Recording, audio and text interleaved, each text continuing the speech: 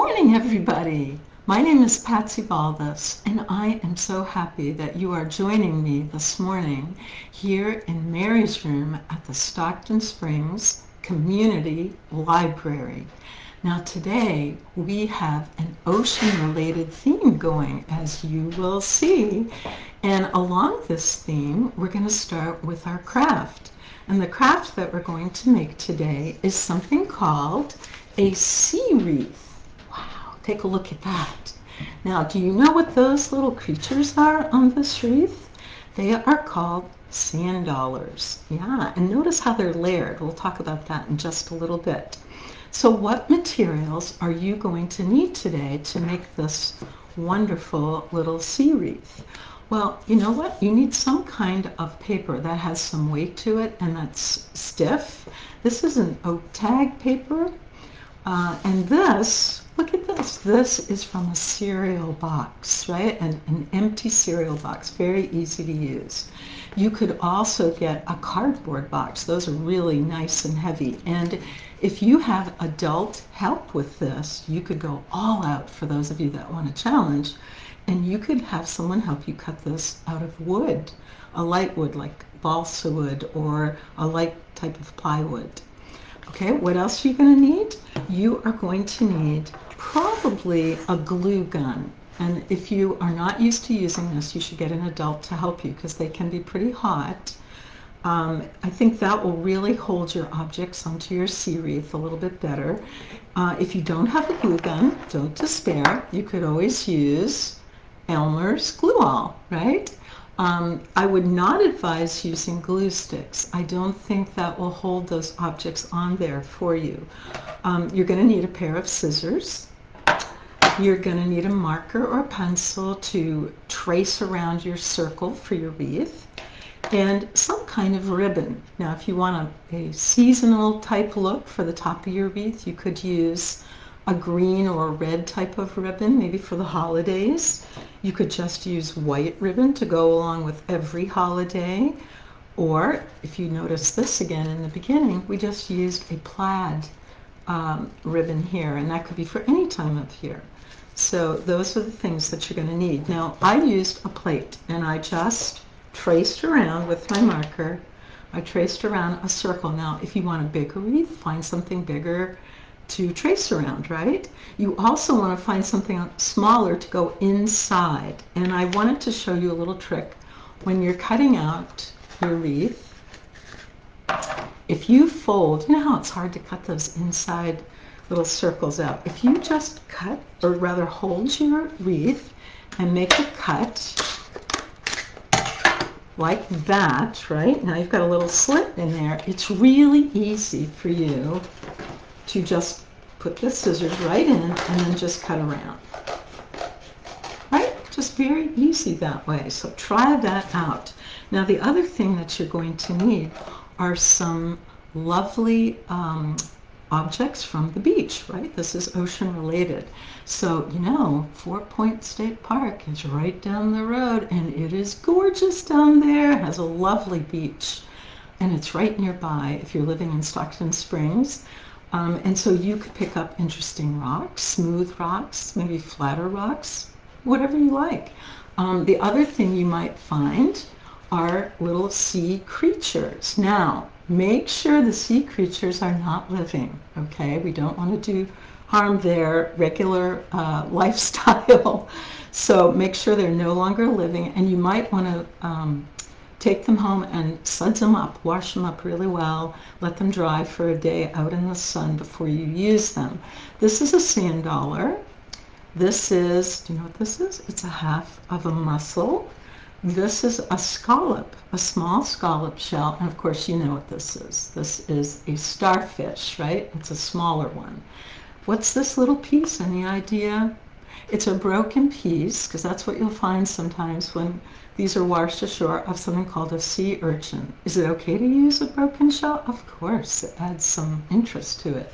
Now notice what I did. I glued these on and I overlapped them, these two right here, and that gives you a nice three-dimensional kind of look, so you could do that. Now the other thing you're going to want to do once you have traced and cut out your circle is you're going to take your ribbon and you want to cut about 12 inches, about a foot long for a piece of ribbon, and you can make a U shape on the back and leave the top untied until you're ready to hang it, and then you can tie it at the top. Make sure there's a little loop in there, okay, so that you can hang it on something. And you know what? These are great for if you're doing a fundraiser at school or a holiday bazaar.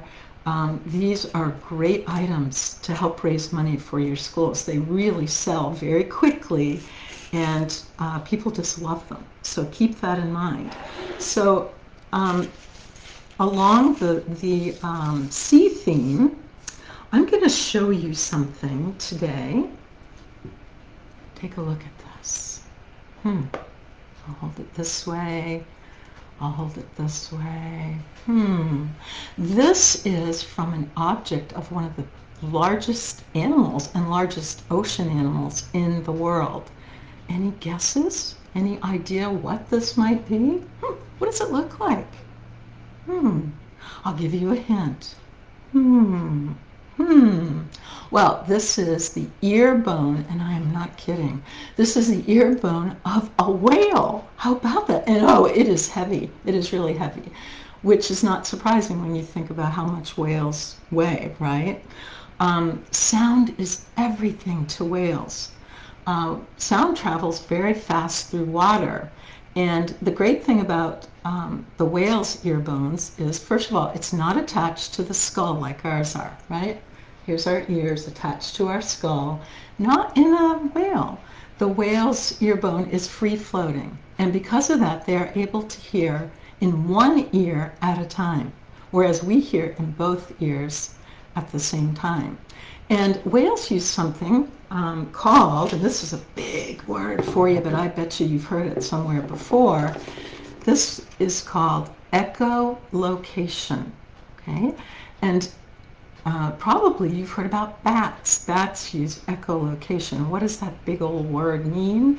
It means the whale sends out a sound, and the sound bounces back to the whale, and the whale's able to decide what's in front of him. You know, because the water is kind of deep and murky, right? So he really, or she really depends on hearing, and they do that through echolocation.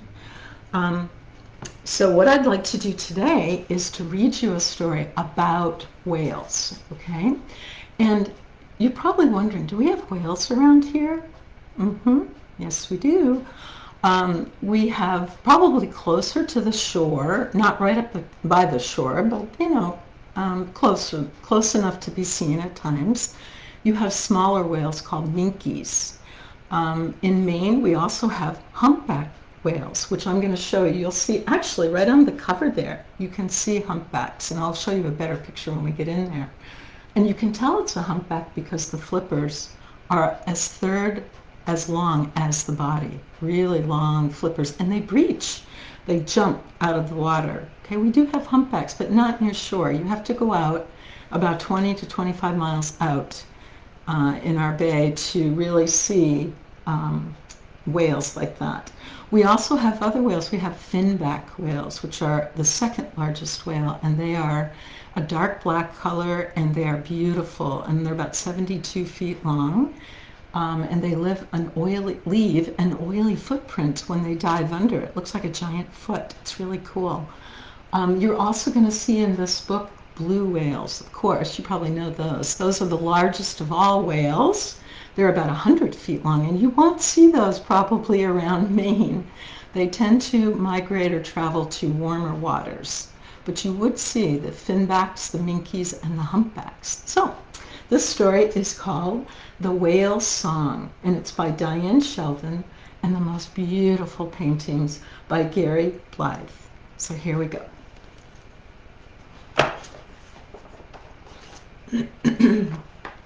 Ooh, see what I see? Those are blue whales, okay? Lily's grandmother told her a story. Once upon a time, she said, the ocean was filled with whales. They were as big as the hills.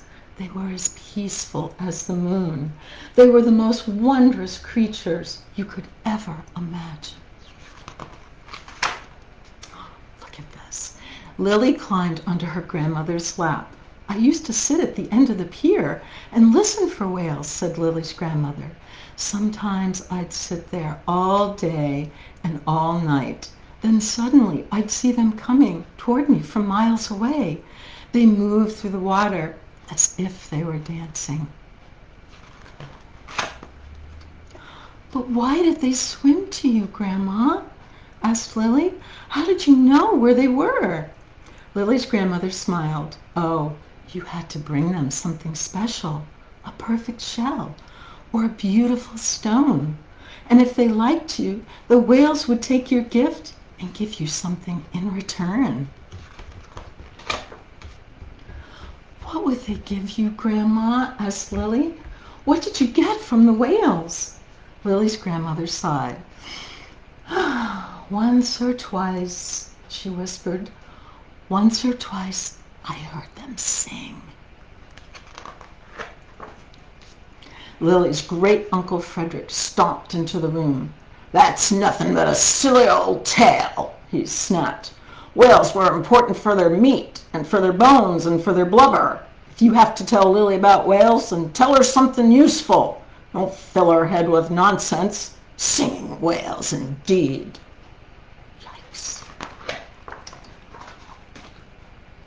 There were whales here millions of years before there were ships or cities or even cave dwellers, continued Lily's grandmother. People used to say they were magical. People used to eat them and boil them down for oil, you mean, grumbled Lily's great Uncle Frederick, and he stomped back out of the room. Oh, look at that. Lily dreamt about whales. Have you ever dreamt about whales? In her dreams, she saw them as large as mountains and bluer than the sky. In her dreams, she heard them singing, their voices like the wind. In her dreams, they leapt from the water and called her name.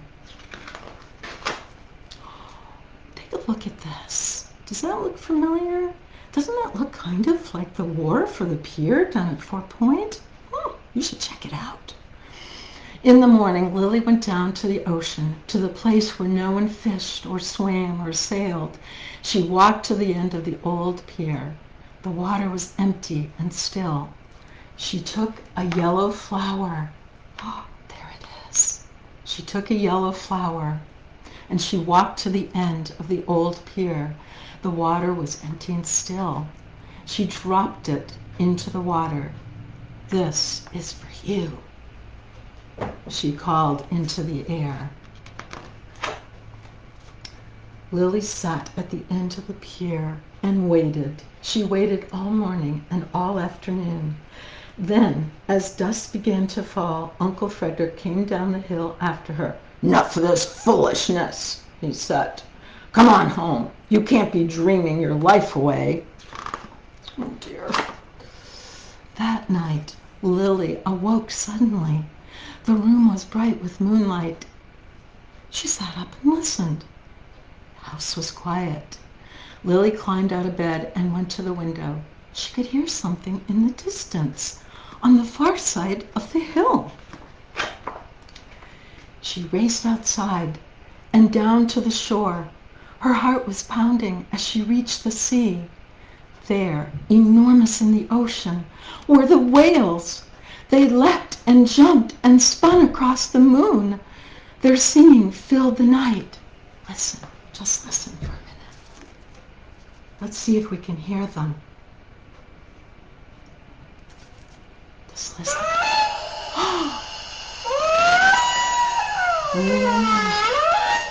Wow. Oh, did you hear that?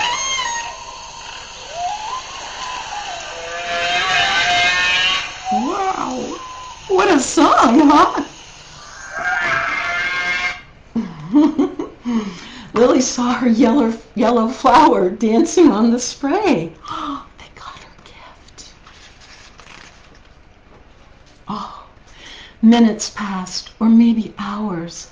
Suddenly, Lily felt the breeze rustle her nightgown and the cold nip at her toes.